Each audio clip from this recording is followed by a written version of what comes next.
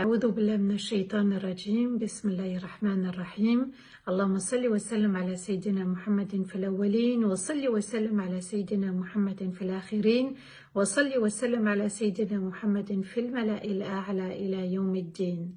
رب اشرح لي صدري ويسر لي أمري واحلل عقدة من لساني يفقهوا قولي. أما بعد, mes chers frères et mes chères sœurs, assalamu alaikum wa rahmatullahi ta'ala wa barakatuh.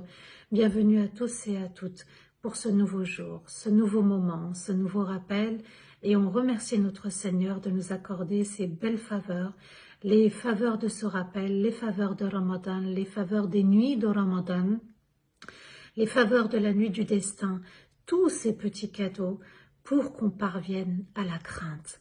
C'est l'objectif, c'est le challenge, c'est le défi à relever. C'est possible d'y arriver à ce haut sommet de la montagne, qu'Allah nous permette d'y arriver. Amin ya Rabbal Alamin. Aujourd'hui est la 26e partie, passée ensemble, 26e partie à se souvenir d'Allah, à se rappeler qu'il faut absolument développer la crainte, garder la crainte, la maintenir, parce que la foi n'est jamais acquise jusqu'à la mort. On est sujet à l'erreur et à nous de reconnaître que nous avons parfois des failles, des faiblesses, et nous pouvons être aussi forts avec l'aide d'Allah Azza wa Jal. Aujourd'hui, nous allons une nouvelle fois avancer avec le cœur, et aujourd'hui, nous allons découvrir le cœur et la lumière. Le prophète alayhi salatu wassalam nous enseigne une doua, une invocation qu'il faisait, et il demandait à son Seigneur la lumière. Il disait « Allahumma ja'al fi qalbi nouran » Seigneur, place une lumière dans mon cœur. La lumière apaise, la lumière éclaire, la lumière rassure, la lumière guide, la lumière éclaire. Qu'Allah Azza wa Jal place cette lumière dans nos cœurs jusqu'à la mort, jusqu'à la rencontre, et qu'Allah nous permette de réussir notre vie. Amin ya Rabbal Alamin. Le cœur est une amana qu'Allah a confiée à chacun d'entre nous. Et ce cœur-là gère bien sûr les émotions. Toutes sortes d'émotions, positives ou négatives. Négatives comme la colère, la rancœur, la tristesse, la peur, quand c'est dans l'excès bien sûr, parce que la colère peut être positive quand on a de la ferveur pour bouger et avancer et relever des défis, elle est positive. La peur, elle est positive lorsque elle me prévient d'un danger. La tristesse est une rahma aussi. D'ailleurs, le prophète, alayhi salatu wassalam, lorsque il a perdu son fils, eh bien, lui-même, sallallahu alayhi wa sallam, a versé des larmes et les compagnons étaient étonnés. Même toi, tu pleures? Et le prophète, alayhi salatu wassalam, a dit, les larmes sont une rahma, sont une miséricorde, sont une grâce qu'Allah Azza wa Jal a placée dans le corps de chacun. Le cœur va gérer les émotions et il doit maîtriser les émotions. On est exposé aux émotions et c'est une évidence et c'est naturel, mais trop d'émotions me fait perdre parfois le fil. Alors le cœur a besoin de lumière pour pouvoir être guidé et prendre la bonne décision et la meilleure décision. Et Allah Azza wa Jal nous explique aussi dans le Coran son importance à ce cœur. Parce que c'est avec ce cœur que nous allons pouvoir voir les choses et pouvoir surtout raisonner. Il y a un cerveau dans le cœur, et d'ailleurs Allah Azza wa Jal nous l'explique, sur Al-Hajj, le pèlerinage, verset 46. بعد أعوذ بالله من الشيطان الرجيم بسم الله الرحمن الرحيم أفلم يسيروا في الأرض فتكون لهم قلوب يعقلون بها أو آذان يسمعون بها فإنها لا تعمى الأبصار ولكن تعمى القلوب التي في الصدور. Allah nous explique, n'ont-ils pas parcouru la terre alors ils auraient des cœurs pour raisonner, avec des oreilles pour entendre, Mais ce ne sont pas les regards qui deviennent aveugles, mais ce sont les cœurs dans les poitrines qui deviennent aveugles. Ici, Allah Azza wa Jal nous dit, quand on parcourt la terre, eh bien c'est pour raisonner avec notre cœur, c'est pour méditer avec notre cœur, c'est pour réfléchir avec notre cœur. Et on ne peut pas traverser la terre sans essayer de comprendre qui est son créateur, quel est notre but, quels sont tous ces signes. Et Allah Azza wa Jal nous donne un autre sens et il nous dit, subhanallah, que les oreilles, ou avec des oreilles pour entendre, mais ce ne sont pas les 5 sens qui ont un problème. C'est ici le problème. C'est le cœur qui ne voit pas, c'est le cœur qui n'entend pas. Et Allah ajoute, ce ne sont pas les regards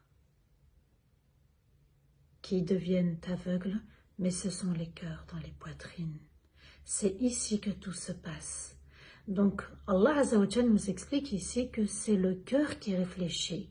Et quand le cœur est conscient, eh bien, la personne médite et elle avance dans sa vie.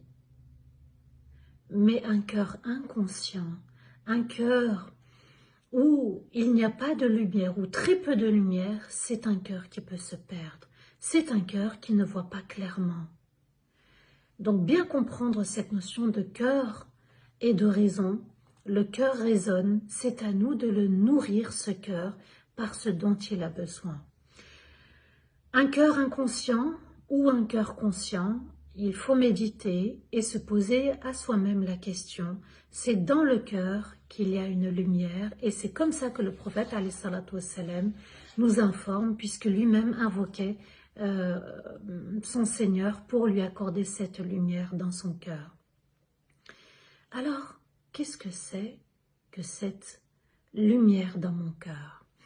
Il faut bien comprendre que le cœur est le récipient, le réceptacle. C'est dans le cœur que l'âme va résider, habiter. Cette âme, elle vient d'où? Elle vient des cieux. D'ailleurs, c'est comme ça que l'âme descend au moment des 120 jours dans le ventre de la mère, dans le corps de ce petit bébé. Et cette âme, elle va quitter le corps au moment de la mort. Cette âme, elle était nourrie par de la lumière, elle était elle-même lumière auprès d'Allah. L'âme, avant qu'elle ne pénètre le corps du petit bébé, eh bien, elle était auprès d'Allah. Elle était lumière. Et souvenez-vous le hadith du prophète alayhi salatu wassalam qui nous dit « Kullu mawloudun yulad ala al-fitra » Chaque nouveau-né arrive avec la fitra, la nature humaine, cette nature saine, c'est-à-dire la lumière, l'innocence, la pureté de l'âme. Nous étions purs à l'arrivée. Et cette âme, il va falloir la préserver, la protéger dans le cœur. Cette âme, elle arrive lumière. Et Allah Azza wa Jal nous explique, subhanallah, qu'il y a une chose importante qu'il faut bien comprendre. Fi Surat al-Shams, le verset 8. فَأَلْهَمَهَا فُجُورَهَا وَتَقْوَاهَا. Alors, il a inspiré à l'âme al-fujur, donc la désobéissance, wa taqwaha et son obéissance. Allah Azza wa Jal a fait parfaitement les choses. Cette âme, quand elle a été créée, Allah a inspiré. Il a enseigné tout ce qui était mauvais et qui est de l'ordre de la désobéissance et tout ce qui est obéissance à l'âme. Ça signifie que lorsque je vais faire un péché, je vais désobéir ou j'ai désobéi, mon âme commence à être perturbée au début. Ça signifie que elle sait qu'elle était dans l'erreur, dans le péché. Et l'âme, quand elle obéit à Allah, eh bien, elle est apaisée. Et ça, c'est l'enseignement d'Allah pour toutes les âmes. Il y en a qui vont choisir telle voie et il y en a qui vont choisir une autre voie. Allah Azza wa Jal nous dit « Qad aflaha man zakkaha » aura réussi celui qui aura purifié son âme justement de la désobéissance, qu'il la purifie. Et c'est notre rôle. Et c'est pour ça que le jeûne intervient. Parce qu'il aide à purifier l'âme. Le jeûne aide à maintenir cette crainte et à renforcer cette crainte et à être dans le droit chemin, à y rester surtout. Allah Azza wa Jal donc a inspiré l'âme, l'obéissance, mais il lui a montré aussi quand elle désobéit. Et l'âme sait parfaitement quand elle désobéit. On est perturbé, on est frustré, on culpabilise. Et le remède de tout ça, c'est toujours le repentir, le fait de revenir à Allah. C'est comme si elle revenait pour la première fois quand elle était auprès d'Allah. Elle a besoin de ça. C'est ça, ar-ruju' ilallah. Tawba signifie ar-ruju' ilallah. Donc cette âme qui est lumière, qui est inspirée, elle sait qu'il faut obéir à Allah. Et quand on lui impose la désobéissance, eh bien on devient égaux, on s'est détourné d'Allah. Mais elle, cette âme, elle a besoin de l'obéissance. Alors Allah Azza wa Jal nous explique que tantôt, ce ruh, cette âme, elle est lumière, ala ta'atillah, sous l'obéissance d'Allah, mais elle est égaux, nafs, quand elle désobéit, quand elle se détourne d'Allah. Voilà ce qui se passe dans notre cœur. Et d'ailleurs, le prophète alayhi salatu wassalam va parler du cœur en parlant des taches noires et des taches blanches, mais on y reviendra, Inch'Allah, bi'idhnillah. Donc cette âme, eh bien, Allah lui a inspiré deux voies parallèles. La voie qui mène vers le bien et la voie qui mène vers le mal. On ne pourra pas dire « je ne savais pas ». On ne pourra pas dire « eh bien, on ne me l'a pas appris ». On ne pourra pas dire « oui, mais moi j'ai grandi comme ça ». Non, tu étais déjà inspiré, avant même de sortir du ventre de ta maman. Alors pas d'erreur, ça n'existe pas. Les erreurs, oui, et le retour vers Allah est obligatoire parce que c'est comme ça qu'on nourrit notre âme.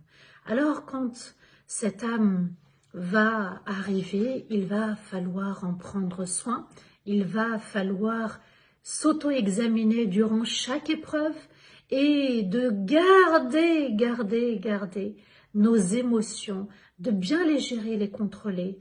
Et il est important de faire preuve de patience, de retenir notre âme, d'exploser ou d'être dans une émotion négative qui pousserait cette âme vers un acte négatif.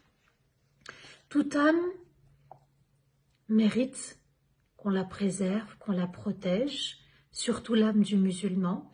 Et elle a été créée pour obéir à Allah Azza wa Jal. Et c'est comme ça que le musulman doit se soucier de faire briller sa lumière.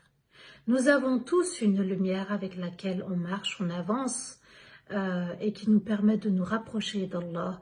Alors il faut prendre soin de son âme et d'être dans l'obéissance le plus possible. Et lorsque l'obéissance se présente, on reste dans l'obéissance. Attention à la désobéissance parce que si on n'est pas vigilant, on peut tout doucement s'éloigner. Alors s'observer à chaque fois, et même s'il y a eu désobéissance, quand on a franchi une limite, on revient tout de suite et on nourrit notre âme. Et Allah Azza wa Jal nous dit, fi Surat Ar-Ra'd, le tonnerre, verset 28, Ala bi dhikrillah tatma'innul qulub. Ce n'est pas avec, n'est-ce pas que c'est avec le dhikr d'Allah que les cœurs s'apaisent. Donc l'âme est nourrie par l'obéissance, par le rappel. D'ailleurs, même quand on écoute des rappels, ça nous fait du bien, le cœur s'apaise. C'est avec le rappel que les cœurs s'apaisent parce que c'est à ce moment-là que l'âme est nourrie par des rappels qui lui font rappeler l'obéissance à Allah. Et Allah nous enseigne aussi une invocation, fi Surat Al-Imran, le verset 8, Rabbana la tuzi' qulubana ba'da idh hadaytana.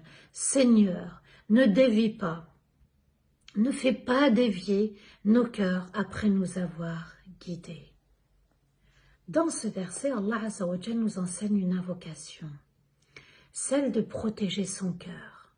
celle de protéger son cœur sur le chemin de l'obéissance. Et Allah nous explique ici que c'est lui qui guide.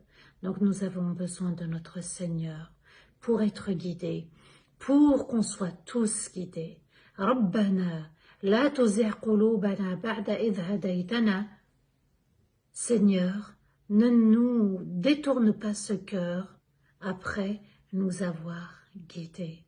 Qu'Allah protège nos cœurs, qu'Allah raffermisse nos cœurs, qu'Allah embellisse nos âmes par l'obéissance à Allah et qu'Allah nous procure de l'amertume face à la désobéissance, satisfaire son Seigneur, nourrir son âme, nourrir son cœur, et c'est ainsi que le croyant avance véritablement.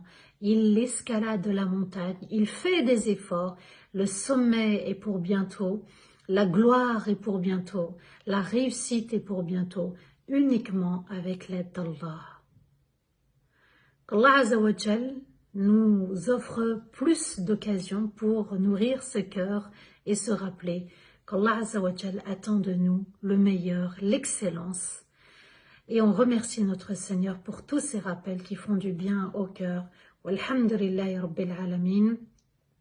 Subhana rabbika rabbil izzati amma yasifun wa salamun ala al-mursalin walhamdulillahi Rabbil Alamin. Amin, Allahumma amin. Je vous dis à demain pour une nouvelle partie. Fi amanillah wa assalamu alaikum wa rahmatullahi ta'ala wa barakatuh.